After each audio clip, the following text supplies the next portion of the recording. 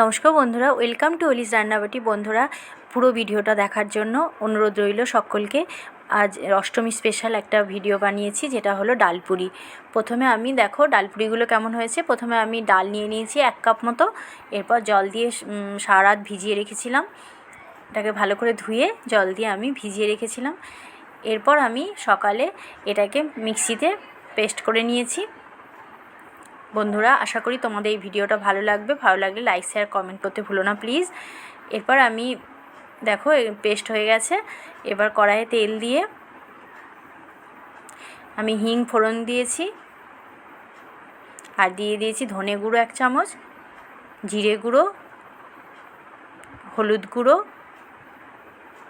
আর একটু লঙ্কার গুঁড়ো, মানে কাশ্মীরি লঙ্কার গুঁড়ো, আর আদা আর কাঁচা লঙ্কা বাটা দিয়ে দিলাম। এবার সামান্য একটু ভাজা ভাজা হয়ে গেলে জল দিয়ে একটু ভালো করে কষিয়ে চিনি সামান্য আর লবণ দিয়ে দিয়েছি 1 চামচ।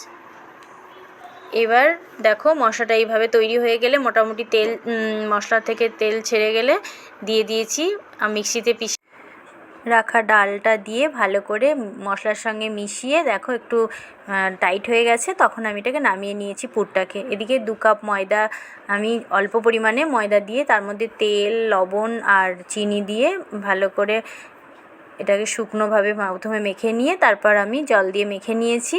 আমি অল্পই প্রথমে তৈরি করে নিয়েছিলাম সেই সময়, পরে আমি আরও ময়দা মেখে বাকি পুরটা দিয়ে তৈরি করেছি। প্রথমে যেটুকু করেছি সেটুকু আমি দেখাচ্ছি বন্ধুরা।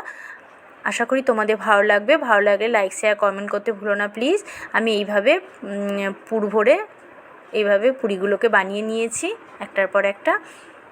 এরপর কড়াইয়ে তেল গরম হয়ে গেলে আমি পুর ভরা পুরিগুলোকে ভেজে নিয়েছি।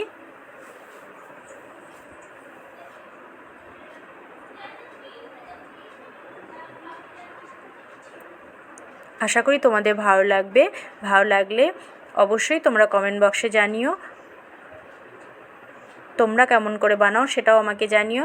তবে এই রেসিপিটা নিরামিষে খুব ভালো লাগে, খুব অসাধারণ এই রেসিপিটা। ধন্যবাদ সকলকে দেখার জন্য। আগামী রেসিপি দেখার অনুরোধ রইল সকলের কাছে। টাটা বন্ধুরা।